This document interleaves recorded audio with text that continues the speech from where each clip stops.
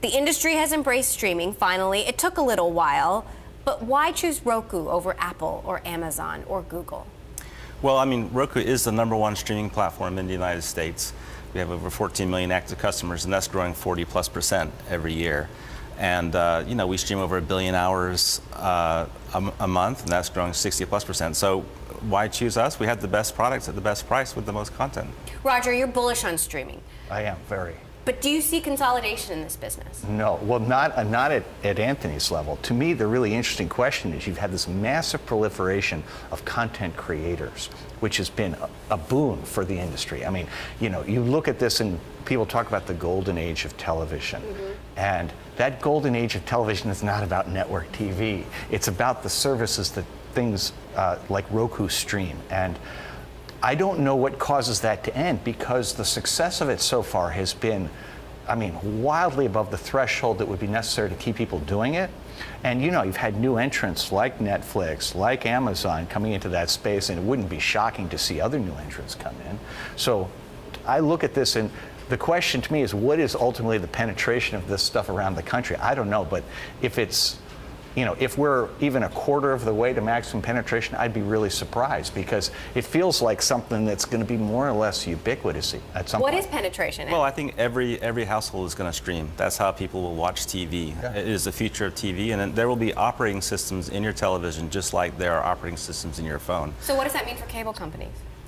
Well, it means the way content is being distributed is changing completely. You know, half of Roku customers don't have a cable subscription.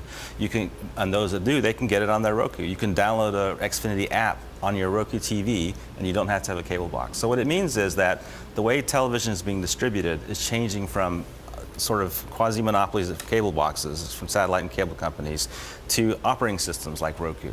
And that change is happening very quickly.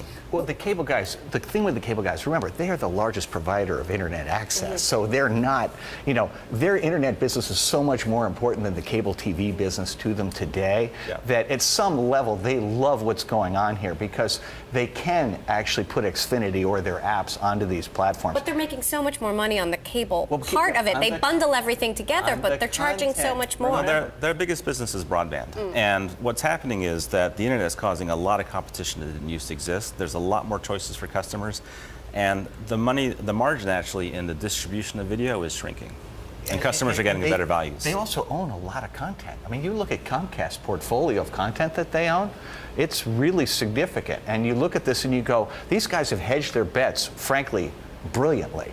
And so I look at this and go, are people going to consume more video and pay more for it 10 years from now than they're paying for it today? I think the answer to that is probably yes. Are they going to change the way they get it? Almost certainly. Consumers are watching more television. They get more choices. They get to watch what they want to watch. They don't have to watch ads if they don't want to watch ads.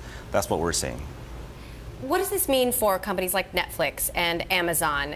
These are companies that are spending billions of dollars on original content. Can they keep it up? Well, who knows? But so far, they have. And, you know, the failure rate when you first start up is normally very high. That is to say, once you get experience, in principle, you should be better at doing something. And what's fascinating here is that they both hit the ground and didn't make any tragic errors out of the chute, and they each had monster wins right out of the chute. And so I look at this and go, I think the burden of proof is on those who do not expect them to be successful. I also think at the margin, it kind of doesn't matter for his business. All that matters is that people make more content, and that they make content that's looking for distribution channels other than the, you know, essentially network television and the cable package. And lastly, what about Apple? I mean, we've been hearing for so long Apple was coming with something special for TV. Is this it? We know they're dabbling in original content. Is it the Apple TV box? I have no idea. I happen to love Apple TV as a customer, because, you know, I'm old enough that I need simplicity of the user interface and the connection and all that stuff. I like the portability. Plus, I had a large investment in iTunes product, which made me an above average customer for them, but you probably have a different point of view. Yeah, I mean, Apple TV has the smallest market share of any of the streaming players on the market. The #1 streaming players are all in the sub $50 category. For example, the Roku Express, $29, is selling like gangbusters. Yeah, I mean, I probably have half of Apple's market share in California in my house. But the way most customers are going to get their streaming platform, their operating system, it's going to be built into the TV that they buy. Roku, you know, last year, 1 in 8 TVs sold, smart TVs sold in the U.S. were powered by Roku's OS. This year, 1 in 5 smart TVs sold will be powered by Roku's OS, and eventually that's going to be, every TV is going to come with an operating system built in. Is there an economic model in putting the OS into the TV for you, or is that a loss leader that basically powers up the rest of the business? Yeah, so we gain market share by distributing players and license the TV, but that's not how we make money. Our business model is we're an advertising and content distribution platform. I mean, one of the big things about streaming that most people don't realize is the world of advertising is completely changing. Instead of Nielsen ratings, we're moving to internet-based technologies, data, machine learning, targeted ads, and that's a big part of what we do, is building that platform. And what percentage of the people who get a smart TV activate the Roku that's in it? Well, it's the highest activation rate. I mean, it's over 85%. 85%. Wow. That's really impressive. That's really impressive.